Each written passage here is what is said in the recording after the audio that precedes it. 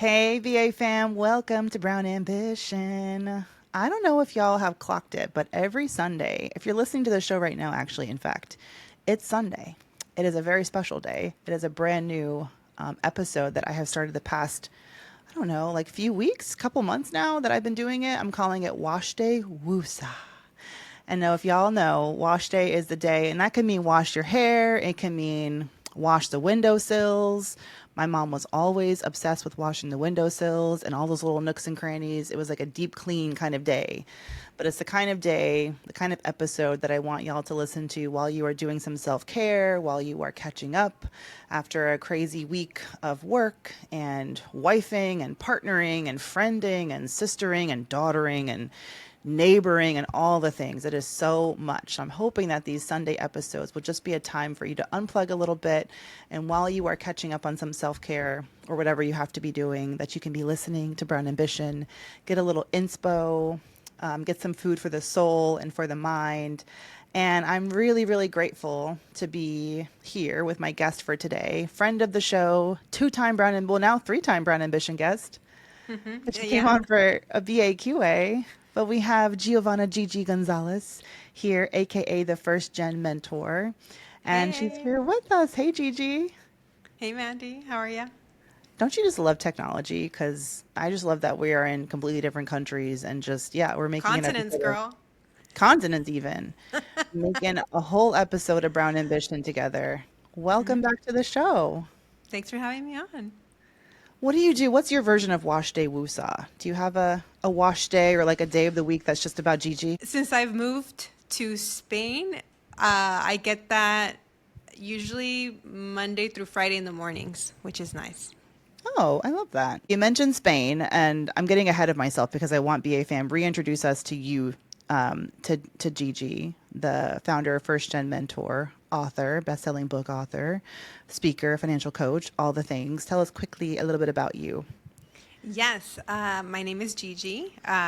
It's a common nickname that my community knows me by on TikTok, Instagram, and LinkedIn.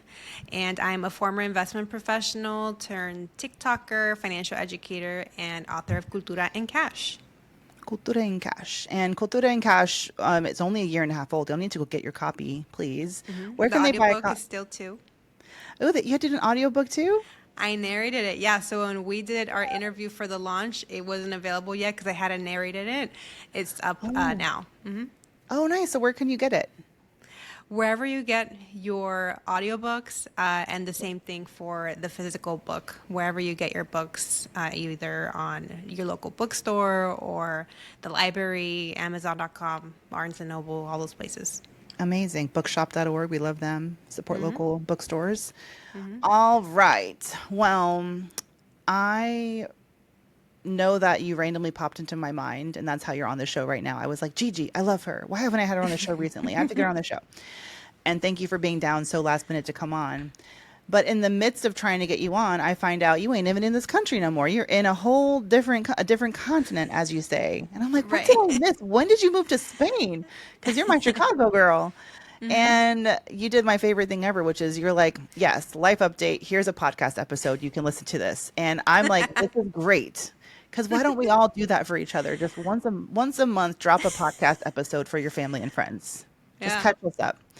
Because if you're trying to rely on the Instagram or TikTok algorithm to update you and like to show me Gigi content, it's not happening. I'm getting gardening. I'm getting Nicolandria. I'm getting that's it, gardening and Nicolandria. And but I'm so excited for you. So this was not an overnight thing. You know, you didn't just up and move to Spain. You and your partner moved together, but this was years in the making, and it's been part of your financial journey. And I know there's lots of BA fam listening who probably fantasize about living in a different country and just getting a different culture. And they say your money goes so much further outside the U.S. So bring me to the beginning and tell us all about the journey of y'all picking up and moving to Spain and how you financially planned for that. Sure. So the beginning would go back to 28, no, I'm lying, 2019. That was when I went back to my former high school to do a career day. and I spoke to 7 classrooms of Algebra 1 students and shared with them my career journey, right? As an investment professional, I also talked about my Oh, that's college cute. journey. Yeah, no, it's honestly one of my favorite days of my whole entire life. I've never felt that Really? ecstasy. Oh yeah, I highly recommend it for anybody that hasn't done career day at their former school. It was an amazing feeling, especially. Those people don't know how to contact me. I don't know if I want to go back to my high school. Well, I reached out to them. Because I'm Oh, still in you did? touch. Okay. Yeah, I'm still in touch with a few of my teachers through Facebook. So one of Oh, my that's teachers cute. posted, we're looking for any former students if you guys want to come. And for me, that was really Mhm. important for me to do because I come from a cow town. It's a small agricultural border town in California, very under-resourced, underfunded, and these kids don't have exposure to many job careers outside of working for the hospital sector or the medical field or working in the border patrol because they're right by the border. So I wanted to expose them to a career in finance and investments. So, anywho, all of that to say is that when I was talking to the 7 classrooms of kids, and this is important because I said it 7 times, I repeated my story 7 times. When I shared my college journey, I told them that my biggest regret was not studying abroad.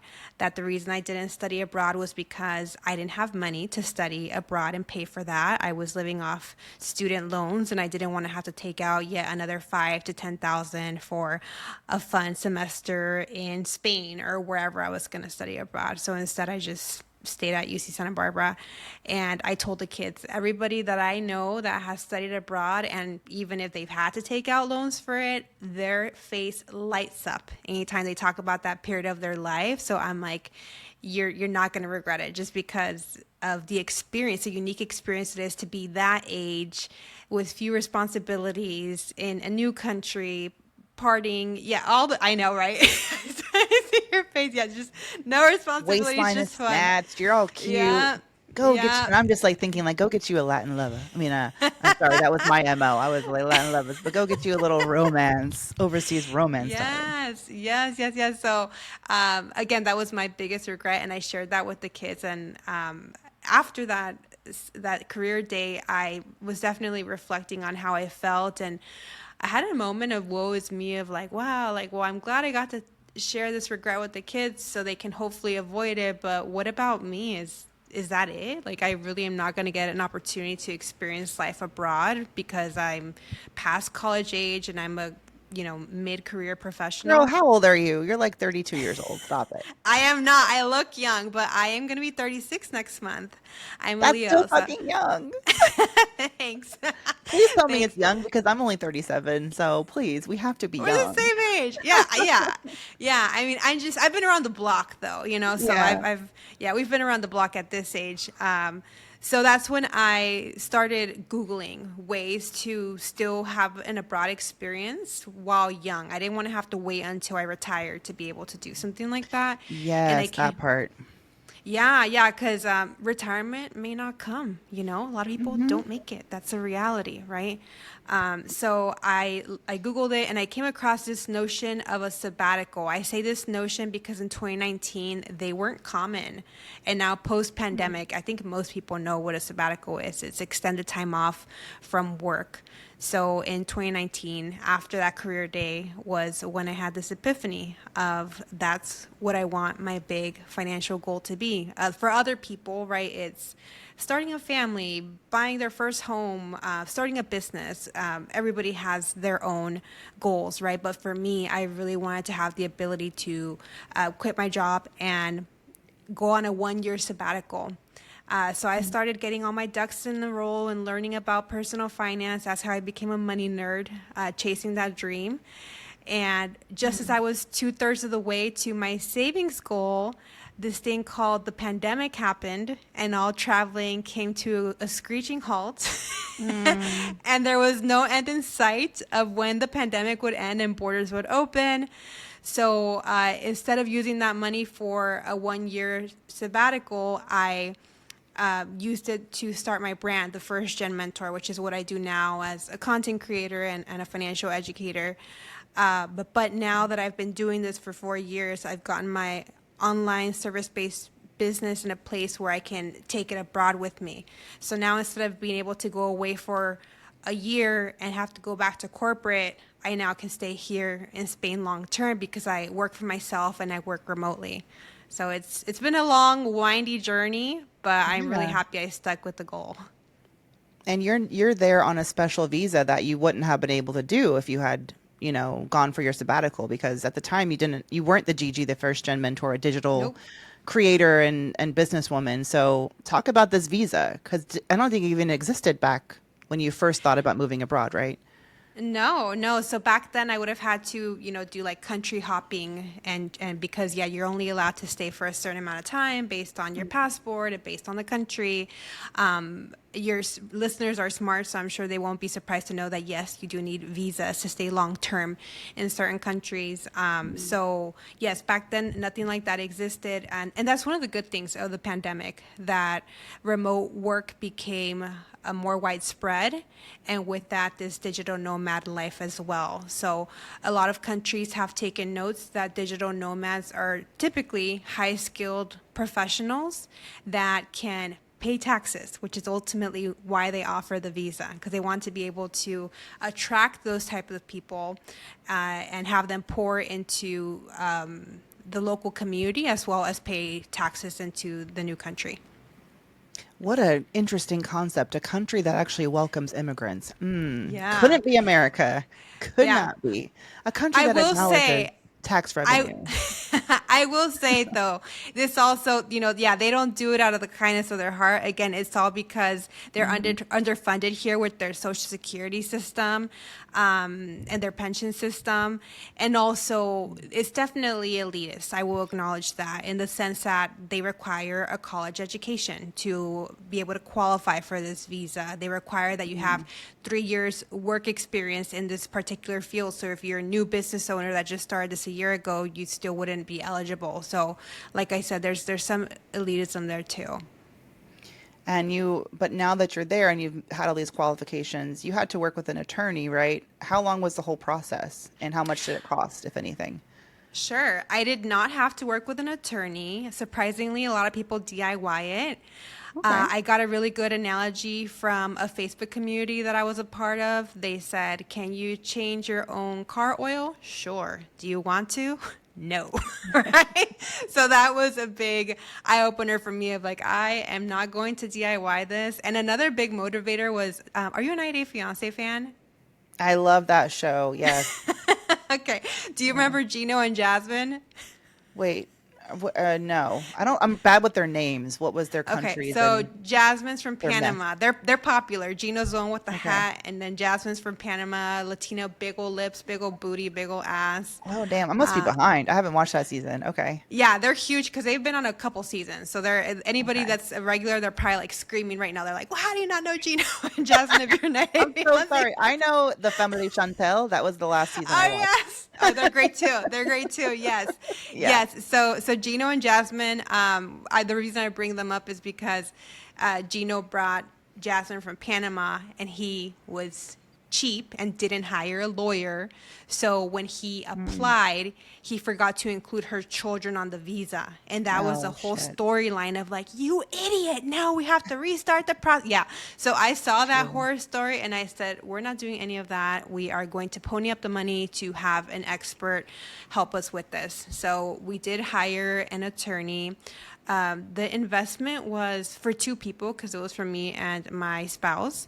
I believe it was a little over $3,000. So not cheap, not cheap, but not terrible. The rates have gone up, I'd say, because I know somebody that did this a couple of years ago and it was only $1,000. So as more people are looking to migrate, I think the fees are going Yeah. up. And your husband, what does he do?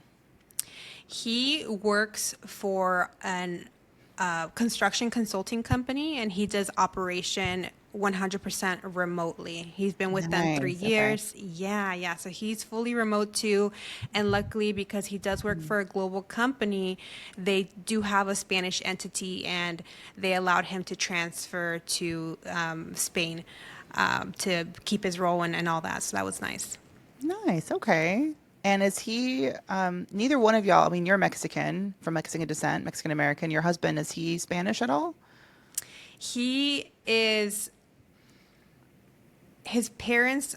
His mom is white, like from England back in the day, and Hmm. then his father is like seventh generation Mexican American.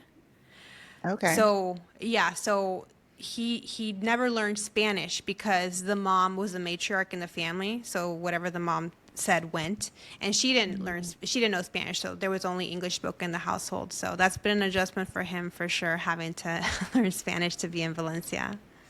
Well, you also, I mean, you've been on this journey to improve. I mean, you speak Spanish, right? But, I think like a lot of first gen children, you may not be the level of fluency that you would like. So are you loving getting to speak I know it's a different kind of Spanish, but still speak Spanish every day. How's that going? It's going great. Yeah. And for a little context, I shared my journey to reclaiming Spanish because Spanish was my first language, like a lot of first gen. And then I learned English later in life, I think at the age of 5 or 6. The reason I was sharing that experience online was because I was looking to level up my professional Spanish. I've tested myself. So I'm at a C1 level. I don't know if you're familiar with the levels of language proficiencies. No, so it's A. Oh, I am with my son because he's getting that kind of assessment in school, but not for Oh, another nice. language. Yeah. Nice. Yeah. So the highest level is C2. That's when you fully, like, English is, I'm at C2 level, right? I'm English Okay. dominant. And then for Spanish, I tested at C1, which is just the one level below completely dominant. Okay. Yeah, yeah, thanks. So that's because, again, what I'm lacking is the professional Spanish, the corporate talk, or even the personal finance lingo that we didn't Mm. speak in my Mexican household, right? So where would I ever have learned that? So I hired a tutor to help me be more comfortable with what would you would call professional Spanish and not Spanish from El Rancho, or whatever we use at home. El Rancho. Well, I thought it was amazing. Our girl Janice Torres, her book Financially Lit, she did a Spanish language version of that, and that's not nothing. Like that's Yeah, huge. it's Um, huge. do you think there's a Spanish language version of Cultura en Cash like in the future? Yeah, funny that you ask. It's the number one question my readers ask me. It's definitely a resource that we need in the community. The Yeah. English version has been such a success, and the Spanish version will allow English dominant readers to help their Spanish dominant parents or other family members Yes. understand this, because the feedback I've gotten is like, great, now I know what to do with my money, but if I want to help my mom, I don't know how to explain interest rate in Spanish or compound Mhm. interest in Spanish. So they want the language. So yeah, something I'm actively working on. I'm trying to secure funding. If for anybody that didn't listen to the episode when I talked about the process of publishing Cultura in Cash, I essentially self-published. I did hybrid publishing, so I paid to have my book published. I did not get a book deal, so that's why I have to come up with the money to uh, fund the translation. So that's in the works. Stay tuned. You chose that path. You could have had a traditional book deal had you wanted, but you were Yep. cool. You got like a grant from TikTok and you did it on your Yep. own, and Yep. that's just another path. But you just let me Yeah. know. I'll put you onto my publisher real quick. I'm sure they would Thank you. Yeah. love some Gigi. Okay, Can I so actually share with you? Because I think it's fun to kind of share this of the avenues I'm exploring to get that translation done. yeah, yeah. Yeah, so I just sent a newsletter about this to my email community, so that's why it's super fresh in my mind. So I Okay. said, guys, these are the avenues I've explored. Trying to win another grant. Thanks to Trumpty Dumpty, those grants are more limited now, Trumpty right? Trumpty. I haven't heard that one. I Yeah. like it. Yeah, well, I heard Rosie O'Donnell called one the Tangerine Mussolini, and I'm like, ooh, I love that one. That one's such a good Ah, one. yes, that's a good Yeah. one. Because Also I sounds like feel a like disgusting Ben and Jerry's flavor. I don't know. Yeah, because I feel like orange Cheetos overplayed. So tangerine Mussolini, I'm like, that is so Yes, that's good. specific. Hmm. Yeah, I like Trumpty Dumpty because he's shaped like Trumpty Dumpty. Yes. So hopefully we're allowed to body shame Donald Trump here. Only Donald Trump and Mitch McConnell exclusively then. Yes. Right. So yeah. So again, grants aren't as plentiful as they were in 2022 when I won the grant funding to publish the English version. I also got the interest of a California philanthropist that was looking to fund the project, but we haven't heard back. And then I also looked into selling ad space. I thought, honestly, I was gonna eat. I was like, oh, they're gonna jump on this. People's gonna, yeah. Like small business owners that would want, a promotion in my very specific book in perpetuity, not one bite. So I'm like, all right, I'm trying, people. I'm trying, Well, right? you're So giving like classified or like newspaper advertising. I mean, that's a dusty old kind of yeah, that's old school. well, the thing is, though, I have a very targeted reader because my book isn't for everybody. It's very much for the first gen community. So, any financial planners, any attorneys that are trying to target that person, it would be a great way to get eyes to them. Because those people my readers already reach out to me. Do you have an estate attorney you can refer me to, a financial planner that is familiar with first gen finances? So, there's already that need. But again, there were no. How much would you need to raise? Like, how much would it actually cost? It's actually not that much. It's $25,000. Okay. Yeah. So right now I'm on step 4 of my attempt, and that is to go to Eva. So for people who haven't read the book, I am proud to share the book was endorsed by Eva Longoria, my lifelong Yes. idol. Your new Yes. bestie? In my head, it's Yeah. one-sided. Whatever. She's more than your DMs. Your besties. She did send me a video. You're right, and it was like Yeah. a 3-minute long video. So yes, you're If right. someone asked her, "Do you know Gigi, the first mentor?" she would say yes. So You're clearly, you're best friends. right. And she's actually my neighbor too, because she lives in Spain now too. So, and it's funny, people that know me, they're like, "Did you follow her there, you stalker?" And I'm like, "No." Does she really? Oh, she's just Yeah. so fucking smart and incredible. And I Yeah. think y'all would be friends, if she was anyway so lucky. But go ahead. She endorsed your book. That's amazing. Thank you. Yeah, it's just a matter of time till we meet. It's just we haven't had the right opportunity.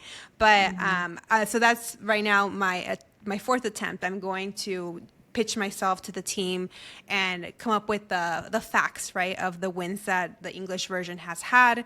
And I think right now, at a time when the Latino community is under attack, I think it might make sense for somebody like Eva to support a Spanish version of this book. So I'm really hopeful. Send me all the good vibes for that. My last resort. Yeah, because people have asked me, why don't you just do a Kickstarter? And I said, do you know how much it takes to do a Kickstarter? Yeah. It's a heavy lift. It's a lot of work. And I know I can probably do it, but again, I know how much work it is. So I rather just hit up my bestie Eva and see what we can do there.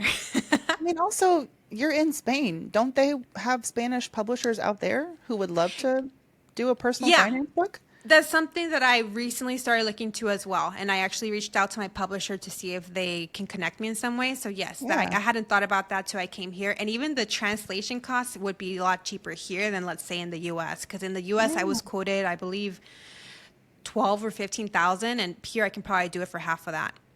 Yeah. I mean, I feel like a little serendipitous is like you're literally in Spain now. So go ahead, launch you a Spanish book, girl. Yes. Thank Um, you. So I want to get back to this new chapter. You've been there for a couple months now, right? What has surprised you about living abroad that you didn't expect? That maybe you would miss, or something that you don't have, or something that you love that you didn't know you would love? What surprised you? So as a type A person, I had done a lot of research, believe it or not, on Okay, the believe you. culture shock. So yeah, I followed a lot of like TikTok accounts about, yeah, what the biggest differences in life in the U.S. versus Spain. So I was already expecting a lot of them. The biggest one probably that I wasn't was how credit cards are not used here like they are in the U.S. Here, Okay. people use their debit card. That's their go-to. Oh, ew. Well, kind of. It's been an interesting adjustment, and the reason is because I'm assuming that the interest rates probably aren't very good. I know for a fact that they don't offer rewards here like they do in the U.S., like travel rewards, cash back, that sort of thing. So I think that plays a big factor, and also a lot of transactions that are done have to be done through your Spanish bank account. So, for example, when we Oh. set up internet, when we set up internet, okay, let's set you up for auto pay. I'm here ready to give them my credit card to get some points. You know, I like to travel on points. No, we need your Spanish bank account. That was jarring. Yeah, Oh, did you have one already? Did you set one up in advance or? I had to. No, I had to go back and do. It was that was very jarring to know how much they, even for my gym membership. Again, I'm used to charging something like that, or my phone bill, charging that on a credit card and getting points. They said, nope, we want your bank account information. So that's probably been the biggest challenge. Not biggest challenge, the biggest adjustment, I'd say. How have so there's this idea that in the US you can get so much more for your money outside of the US. And you were in a pretty expensive city, Chicago. Do I you feel love like you're more, Chicago. I no miss shade to Chicago Chicago? dearly. You miss it dearly? Yeah. Oh, I love Oh, Chicago, and I have so many beautiful friends out there, and I can't wait to see them. I love the city. that's so cute. A Yeah. California girl fell in love with Chicago. Yeah. But do Yeah. you feel like your money is going further? Like compare how you were living before, like what kind of apartment or house did you have and now what can you afford? And you said you're in Valencia, Yes. So Spain? for people Okay. that don't know, Valencia is the third largest city in Spain, and it is on the east coast of Spain, right in the middle of the east coast. And how does my life here compare financially? I think the biggest one is probably housing. I will say we were bougie in Chicago Okay. because we had been very frugal in Phoenix before that. Like we talked earlier, I move a lot. We like to move and Mm. explore new cities and get settled into new cities. So I had lived in Phoenix, Arizona for 2.5 years during the pandemic, and that's when I was squirreling money away for this sabbatical. And again, we were roughing it. We were roughing it. So think bare bone expenses for housing, everything. When we finally got our finances to a place where we felt solid and we moved to Chicago, it was our biggest city. I'd lived in LA. I mean, it's funny because obviously LA is bigger than Chicago, but Chicago feels bigger to me. I think probably the high rises is probably why. Interesting. Yeah, Maybe the yeah. I lived in density? Pasadena. Pardon? Maybe the people density? Is it like The people 'cause LA density. is so sprawling, It's so spread you out. know? Yeah, it's so spread out. Yeah. So we really wanted to have the city views and be downtown, which is expensive, Yeah. right? So that was a Yeah, choice. yeah, That was yeah. a choice. So yeah, we had a beautiful 2 bedroom, 2 bathroom condo that we rented for 3,700. People from Chicago are like, "Girl, you're overpaying." We know we were overpaying. We had a doorman, all the works perks. Okay. Yeah, yeah. So, and we're child free. We don't have any debt. We don't have any plans to buy a home. So, Girl, we, don't have to explain that to me. Like, I would do the same thing had I not had these damn kids, because that's my childcare bill. right. And then I still got a It mortgage won't on be top of that. forever. It won't be Yes. forever. Yeah, no, I know. So now that we've moved here, well, we got to enjoy that beautiful apartment for 2 years. And now that we're here, our rent has reduced significantly. Our rent for our 2 bedroom, 1.5 bathroom apartment is 1,900 euros. So if I had to do a back of a napkin conversion, it's probably $2,300. So we're Yeah. probably saving like $1,500 or something by being here. So yeah, it's and if you Okay. and this and that's because I'm in a bigger city. If I were a little bit out in the suburbs or a smaller city, you can get a place for 700 euros, 1,000 euros. But Mm. again, I like the city vibe. So yeah. Yeah. Um, any financial tips for someone or just like what to think about financially before moving to another country? Oh, this is what I wanted to ask you. Forget that last question. When it comes to taxes, how does that work? So you work for US based clients and you're a small business owner. So you're still reporting you're still estimating your quarterly taxes and then paying to the IRS, right? And then, but do you pay less taxes working in Spain? Like, is there a tax benefit? And if you're doing something under the table, I can cut this part out. It's fine. I'm just curious. No, no. So nobody moves to a Western European country to save money on taxes. Oh, okay, Um, fair. yeah, because of the social benefits, like free healthcare and other where I'm sorry, I'm blanking on the term, like the catch-all Social safety benefits, nets, social social safe. safety nets. Yes, Yeah. because of the social safety nets, it's more expensive. Taxes are more expensive. So that I'm expecting for my tax liability to go up. I've only been here 2 or 3 months, so I have yet to see what that looks like. But yes, I am paying taxes in both places. I think the most common question here is, oh, so do you get double taxed? From what I understand, and again, I'm learning as I go. So you'll have to interview me about this in a year, right, when I've been through a tax cycle. But from what Yeah. I understand, is that the U.S. and Spain has a tax treaty where they allow you to pay taxes to Spain, and I should pay taxes to Spain as a part of my visa requirements, right? For me to pay into the tax system, I'm using the infrastructure here, all the benefits of living here. But the U.S. takes into account how much I have paid to Spain in taxes, and they deduct that from what I would owe the U.S. And Okay. because Spanish taxes are typically higher than U.S. taxes, typically people don't end up owing to the U.S. because, again, Spanish taxes are Okay. higher. So now do you have a new accountant, a money team in Spain? I do. I do. Yeah, Okay. that's been fun. Ha ha ha. Girl. And here, I'll tell you why, because this is actually very recent. So, as when I started my business in the U.S. 4 years ago, I'm sure it was the same for you, Mandy, where that first year I didn't pay quarterly estimated taxes because I didn't know what the heck I was doing. I didn't know how much I was exactly, right? So they really give you a year, I would say. The IRS gives you a year until your business is formed. And then they're like, okay, now that you've been doing this for a year, you're going to start paying quarterly estimated taxes. I come here thinking it's going to be something similar. Hello, I'm an immigrant, just got here, right? Just got here a few months ago. Quarter end just happened, right, for Q2. Where's our taxes? We want our taxes. And that really, Really? oh yeah. Oh Oh yeah. no. So yes, and that was a How is rush that? Is that a because letter in the mail? Is it a knock on the door? What is it? no, so luckily, so here it's called the Hacienda. I call them the Spanish mob. Any Spanish people, obviously, I'm saying this like being funny, right? That's Yeah, just yeah, my yeah. personality.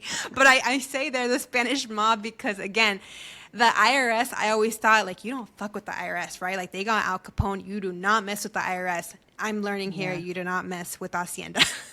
Ooh, I mean, just ask Shakira, homegirl. They were like, Exactly. remember all that?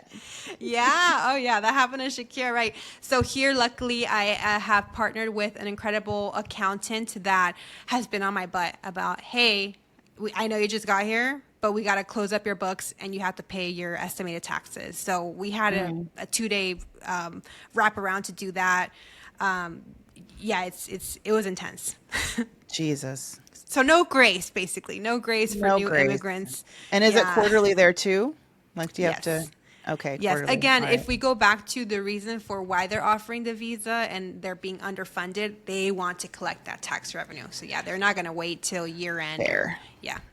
I mean, in the US, like you can be a business but not make any money and they'll just like let you, do your thing for a while. But Spain's Yeah. like, no, we made sure that we were bringing in the creme de la creme.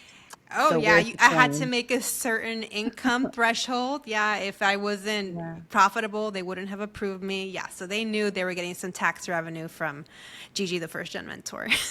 Hmm.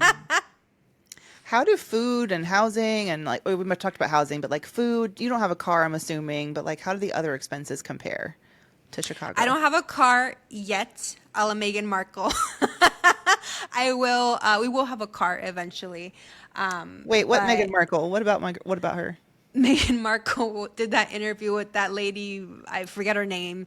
You know what I'm talking about? Where she's like, "I don't have a book deal yet. The power of yet." Did you miss that? I'm gonna have to send Oh, it is to it with you. that blonde lady with Yes. her? Oh, I don't like her pot. No, I don't want to listen to her talk to her rich white girl friends. I was just talking to my friends at dinner last night, black women, and we're like, why doesn't Megan have more black women friends? Like, where are we? Why is she interviewing Yeah. these like rich white ladies? Like, no. I'm glad you Um, said it. I'm not of the black community, so I've never dared to say that. But since you've opened up that can of worms, I've found that interesting too, that she doesn't really have black friends. So just an yeah. observation. As a mixed girl myself, I can see how she could end up, but you have to be intentional. You have to want it. You have to Exactly. you have to fly to Miami to the Black Girl Conference, Yeah. um, And she to grew up put in yourself. LA. She There's a grew lot up of in black people in LA. It's a LA. lot of black women. Her mother's a black woman. What are her mother? Like Right. what? It's not Meghan Markle. Okay, got it. What is the cost of living out there like? Grocery prices. I don't know what are the other big expenses. Groceries are certainly cheaper. I think my bill, because my husband and I, we don't eat together. We eat different things. He criticizes my cooking, so I'm like, okay, you're on your own, and Oh, that's what works let's for us. normalize that. Oh Yes. yeah, yeah, 'Cause I make yeah. 3 meals. I'm like one for me, one for them, one for you. Yes, That's a and lot I'm of fine with work. it. Yeah, Eh. yeah, no, yeah. He's like, oh, I don't like this. Okay, you don't have to eat it. Do your own shopping. So it works for us. It's worked for us for years. So my grocery shopping bill in Chicago was probably like $150 a week. Here, I did the conversion from euro to dollar. It's about $90. So Okay. definitely a little cheaper, and it's better quality. They don't I was have, gonna say. yeah, they don't have an organic and non-organic section. It's all organic, and it's all fresh. All the stuff, like for example, I buy a pack of tortillas here. I'm used to having a pack of tortillas for 2 months in the U.S. Here, within 5 days, you have to use them, and me being, I'm like, it's fine. They don't mean that. I tried Oh, it and I got sick. oh no. So yeah, so the food is very fresh, no preservatives, so that's probably much better for my health. Okay. So you as a couple, you don't have children. How are you getting to know your new city and like what's making it feel like home, if at all? Or maybe you don't even want it to feel like home, like it's just where you are now. I don't know. But what's making it feel good to y'all? How are you exploring it as a couple? Yeah, so I am very good at moving and finding community. I'm not worried about that at all. I am not prioritizing that right now because what's priority is still the bureaucracy that I have to navigate as a new immigrant. So it's not just, oh, I have my visa, I'm good. I've had to do a lot of setup with a city hall and things like that for me to be quote unquote like legal, right? And have my legal residency here. So I want to get that situated. So that's been the priority. Once I have my residency card, then I'll feel more comfortable about going to meetups and meeting people. I've met a handful of people through introductions of friends that are like, I know somebody that lives there. Somebody from Latinas in Tech was like, I know a couple women in Valencia. Let me connect you. So that's always welcome because we'll have something in common that way. But I'm really excited to get out there soon. Okay. I think that's such a good point. Is your husband the same way? I always wonder because, like, I sometimes look at my husband and I'm like, you don't even know how lucky you are to have a wife who's making all these connections and relationships that you benefit from. Someone Yeah. who can back us up if we can't pick up the kids and like forming these relational ties is really important to me and it takes intentionality. But is your husband sharing in that, you know, So this might be surprising responsibility? for people that know me. I'm the traditional Leo through and through.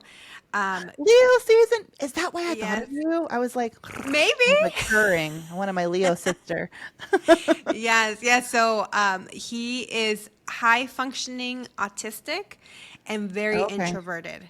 Yeah. So Oh he, gosh. Why yeah. do we So he choose actually. men like this? Why? Well, you know Gigi. what's funny? It's funny. My ex, right before him, was a party animal, and all he wanted to do was be with his friends, and that's a big reason why we broke up. F you, Okay. Michael. And Okay. then Okay. with my husband David, he has no friends. So it literally went from the one end of the spectrum to the other. I do wish he had a few friends, to have community and support, but as an Yeah. autistic person, he struggles with that. So it's always me. That's how it was in Chicago. I would, hey babe, I'm going out. Be back in a few hours. Okay, bye. Wow. Well, I just recently did a relationship podcast with a couple of like relationship experts, and we were talking about that show, Love on the Spectrum. Yeah.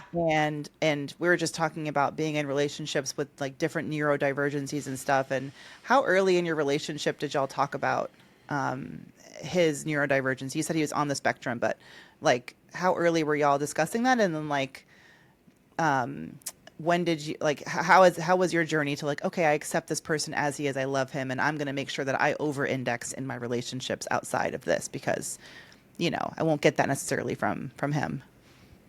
Yeah, unfortunately, he was diagnosed later in life. Okay. That was a challenge for him because and I'm sure it happens to a lot of people that get diagnosed later in life of like, what? So this is why I'm different, right? And this is why Mm. I've experienced the world differently. And had I known this, I could have gotten tools to make my life easier. So yeah, he was Oh. diagnosed. Yeah, yeah. And it's, you know what's funny? My therapist friend, shout out to Violeta, she's the one that caught it because I mentioned to her how he doesn't have friends. And she says, is he on the, does he have the tism? She called it the tism for autism. Yeah. And I'm like, no, I don't think so. And she says, you should look into that because that's one of the indicators when they're not able to form social connections. So I brought it up to Mm. him. At first, he was offended, to be honest. He was offended.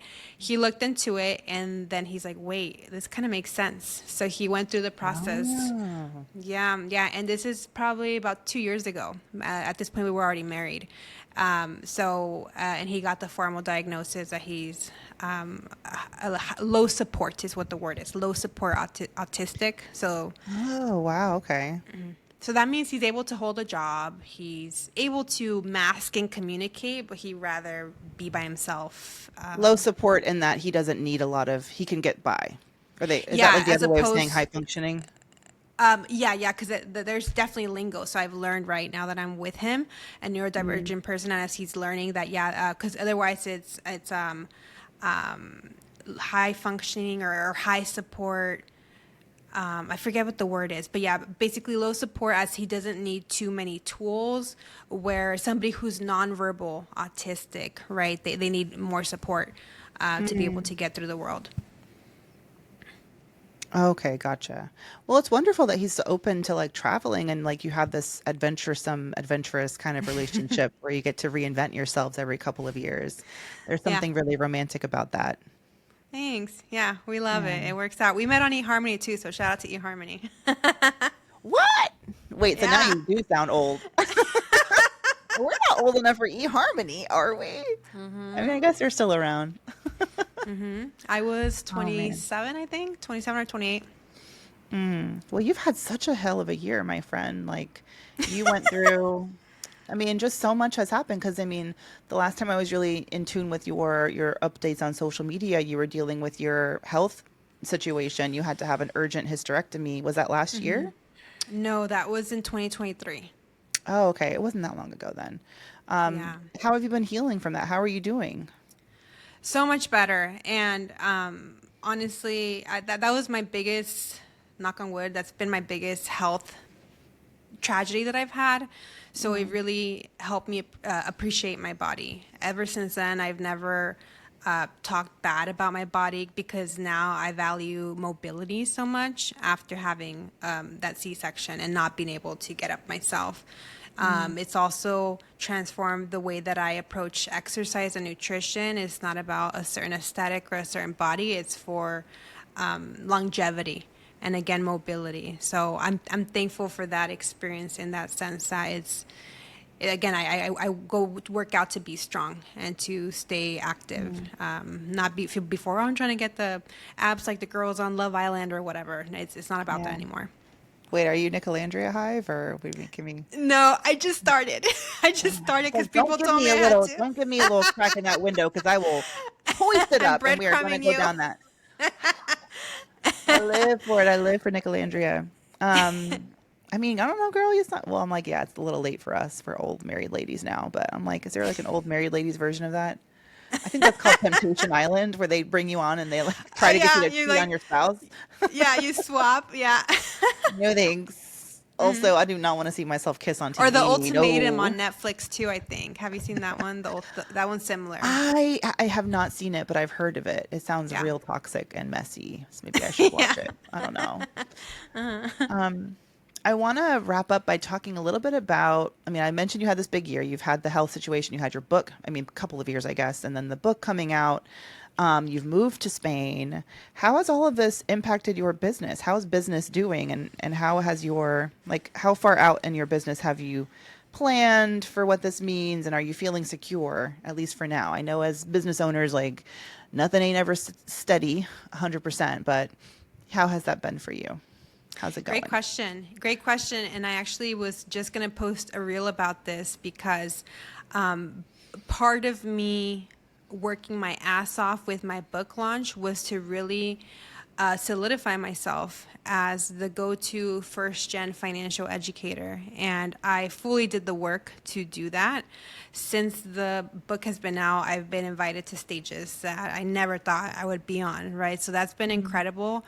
But what hasn't been as incredible is, again, Trumpy Dumpty coming into office and attacking and dismantling DE&I initiatives and those Mm-hmm. budgets being cut. So that's definitely affected my livelihood in the speaker side of my business, which is frustrating because, again, I work so hard for it. I also know it's needed information in my community. And the fact that now, again, the budgets aren't there, it's really frustrating. So I'm having to go back to basics, which is content.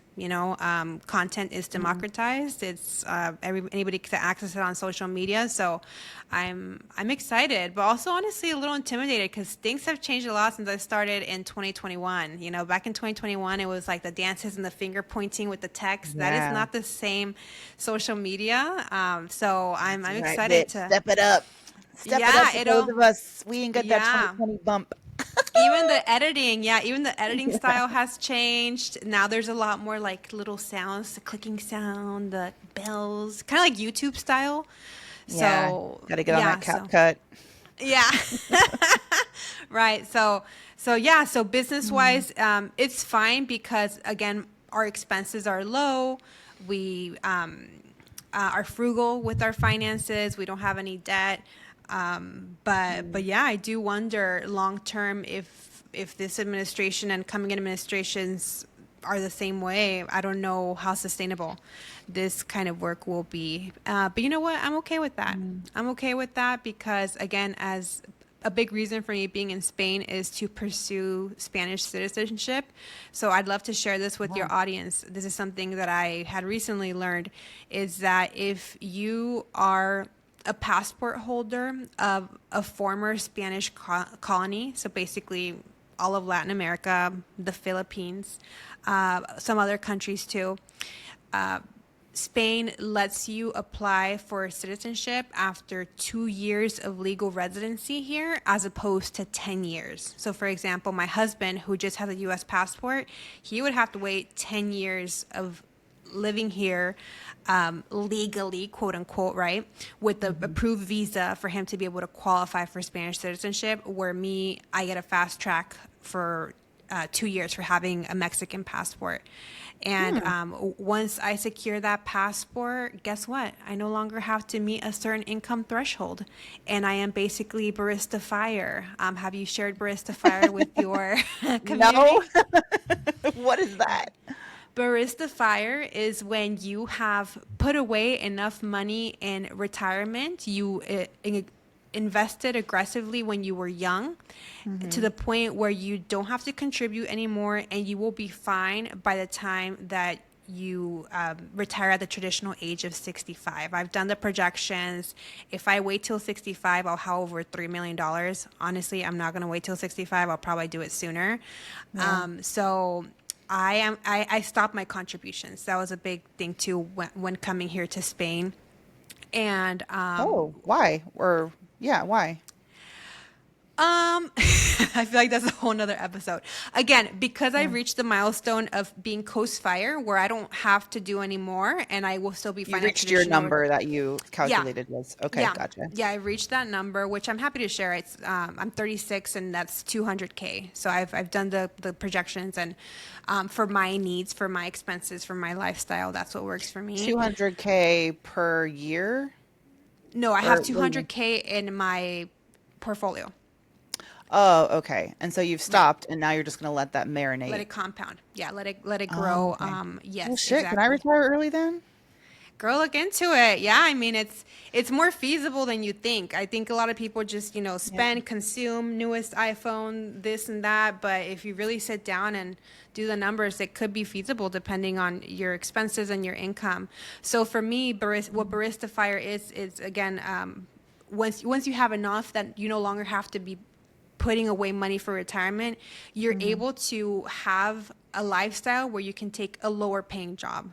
So I don't have to be making six figures because I don't have to worry Yeah. about contributing to retirement. I can take a job working at a bakery, working at a bookstore, just enough to pay me for my living expenses. And this works also because I have a fully funded emergency fund. I have no debt. So there's a lot of other boxes that I've already checked before you can claim Coast Fire or Barista Fire.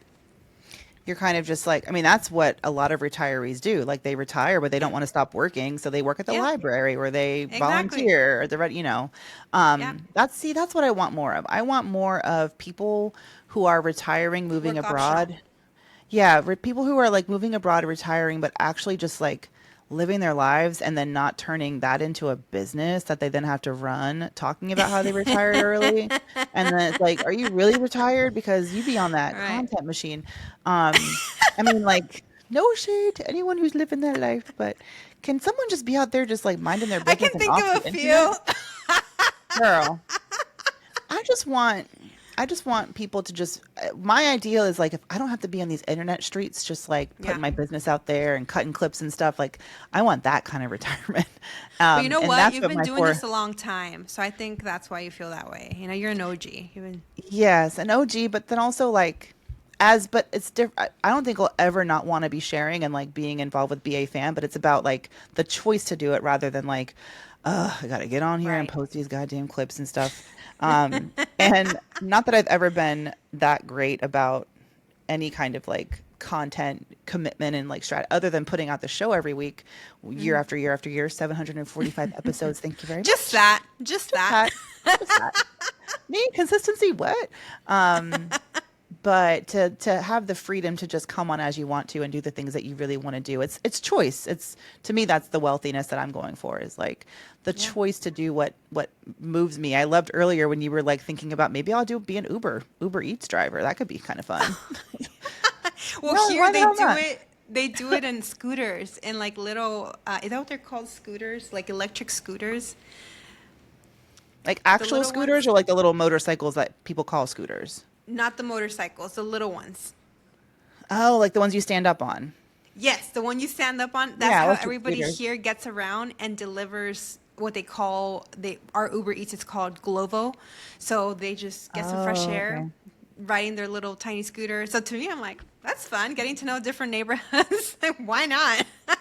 You know, any job can be fun when you don't have to rely on that as your sole, Exactly. source of income and livelihood. Like, people would Right. be so much nicer and kinder And you are to financially secure, right? You're not living exactly. paycheck to paycheck.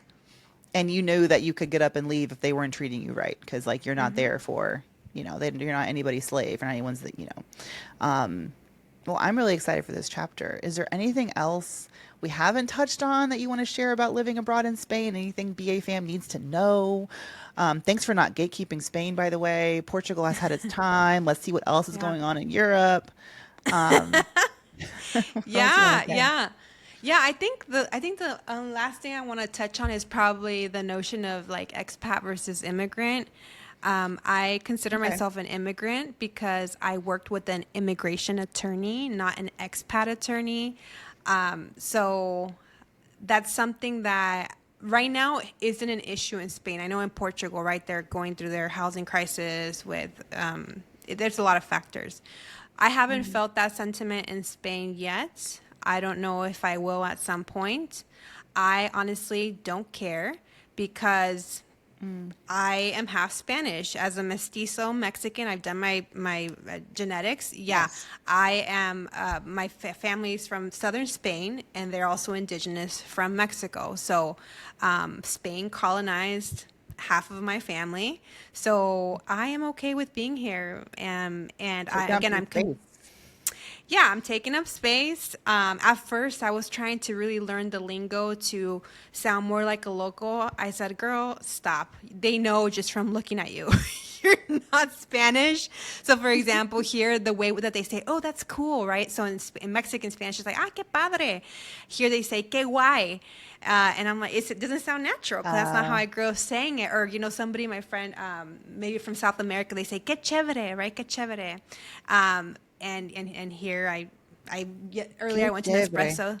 Does that Yeah. mean goat? It's like, oh, that's so cool. That's so cool. Me, qué chévere. Literally, is that goat? Oh, I don't know. They probably think Chiva it's is goat, from what I understand. it was something like that. Yeah.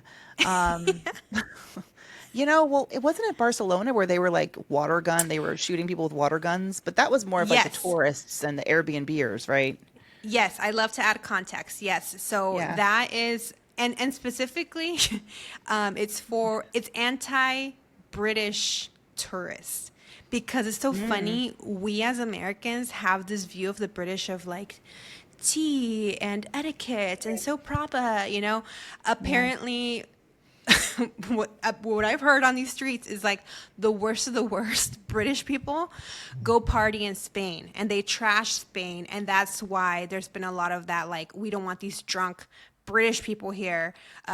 And so it's that, but also the Airbnb housing crisis. And I mean, that's happening in a lot of cities, right? It's such a shame that nobody was able to foresee how that would affect locals.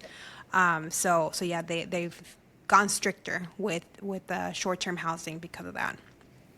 And you haven't launched your line of Airbnb properties yet. I will So far. never. Yeah, that is not me, not at all. Well, thanks for giving me one more reason to try to get my butt back to Spain. I was like you. I had my honeymoon partially in Barcelona in Spain, and loved it so much, and we have not gotten back yet. What the When was hell? that? Where or when? When? Oh, that was I got married in 2017. Okay, how So, fun! Yeah. and the weirdest thing is, I remember a couple of my favorite memories from being in Barcelona was one, us being the Americans who got to dinner at 6 o'clock and were like, there was Oh nobody yeah, else there. yeah, yeah. And always constantly being asked by the waiters, "Are you sure you want that? Are you sure you want more? I think you're good, Uh-huh. right? You That's like funny. stop shaming us. We want more." And I learned that was the first place I ever tried oat milk. I was like, "What is this? An oat milk latte?" Before it even came to the States. But beauty, and I have not been to Valencia. So you're on the East Coast. What's the vibe? Is it desert there? Is it what's the vibe like? What's the not the culture, the climate? Yeah, so it's Mediterranean climate. We're right on the beach. We Okay. are a 10-minute drive to the beach, but still within basically like think of San Diego, right? A lot of people compare it to San Diego. So yeah, but the summer's intense. It's really hot. It's probably in the 90s, low 90s, and air conditioning isn't as common here. So that's rough, because yeah, Yikes. because And they in don't like ice Phoenix, cubes, right? They don't be putting ice in their stuff. yeah, That's you what have I, to ask for it. You have to ask for it. Yeah, so there's things like that yeah, you have to kind of get used to it and go with it and not try to bring America to here. So that's when the locals get upset when, oh, speak English to me or serve me at this time or so yeah. So I've for me it was an easy transition to go. I used to have dinner in the U.S. at 5:30 because again that's the pace of life in Chicago, and here we have dinner after 8. Right now, I'm probably gonna have dinner at 9:30. So, and it was something that was easy for me to get used to because growing up in a Mexican American household, it's similar. You have dinner, yeah, around 8 or 8:30. So I'm going back to my roots. that's it's such a fun, and but you're gonna, and you can, if you approach it like it sounds like you're doing, really examining your roots and like, I love that. I love the idea that because they formerly colonized Mexico, that, it's a small form of like, we call it Reparations. reparation. Yeah, exactly. I'm like, Yeah, shit, do they have anything like that in Nigeria and Ghana where my people come from on the African continent? I don't know. yeah. Um, they're probably like, we don't know what to do with you, girl, because you got the English side and you have the African side, like short circuiting. Well, Gigi, thank you so much for joining me on Brown Ambition and for sharing a part of your journey with us. It's been so lovely to get to catch up with you. And I'm gonna have to check out your podcast more often. The podcast, what's it called again? Just like the book, Cultura and Cash and Fun Cultura en Cash. Tidbit. Yes, Fun Tidbit. I had no plans to launch a podcast. The reason I had to launch it was because a copycat, who you may know, who will not be named, Voldemort here, was trying to come up with a podcast called Cultura Cash Flow, which was very similar to my established book, Cultura and Cash. So there was a cease and desist, and I had to Oh. launch the podcast for me to be able to block her from using that as a podcast name. And fun fact, this was 2 years ago, and she has yet to launch a podcast. She just cannot execute, this woman. And I think she's like getting a regular job again.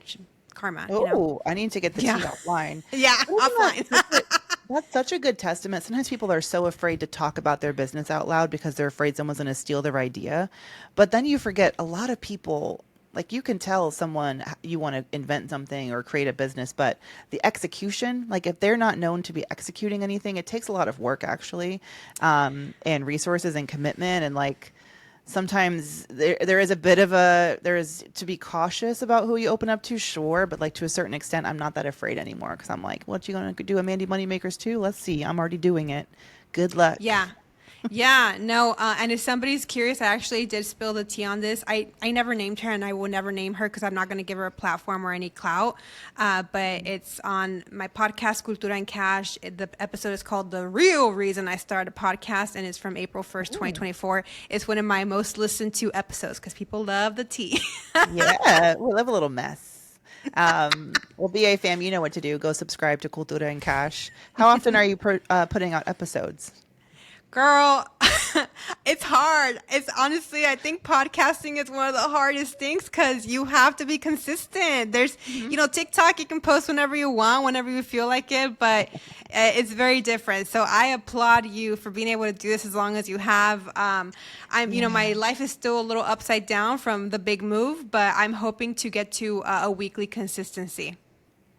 Well, you have other income streams, and that's fine. That's good. As long as that, Yeah, you know. this isn't monetized, so it's not my priority, unfortunately. Oh, hell yeah, then, girl. Just take your time. Yeah. But, well, congratulations on the move. Thank And I hope you. that you still have fun exploring and working your way till Spanish, till you get your Spanish, is it citizenship? Yeah, citizenship, And then and then your after passport? so with the citizenship, you can apply for the passport. You have the passport, and then the big benefit in that too is that opens up the entire EU to you, right? So then, if we want to, let's say, move to Italy, then we like to move, we can do that. If we want to go to the Netherlands, we don't want to. We love Spain. But who knows where we'll be in Yeah. 2-3 years. But Italy's been calling to you. At least it's only a train ride away. You know. Girl, they're going fascist again, so I don't know. It's Oh, great this to is true. visit. Yeah. They're having their Mussolini 2.0 over there. So unfortunately, that's probably not a place I'll be settling in anytime soon. But a great place to visit. I was just there, a couple weeks ago, and it was hot. It was hot, but it was amazing. Well, good luck with everything, and I'll keep in touch and follow you everywhere. And BA fam, thank you so much for listening, and we will see you next time. Thanks for joining me for this Wash Day Woosah, and thank you again to Gigi, my guest. Bye, BA fam.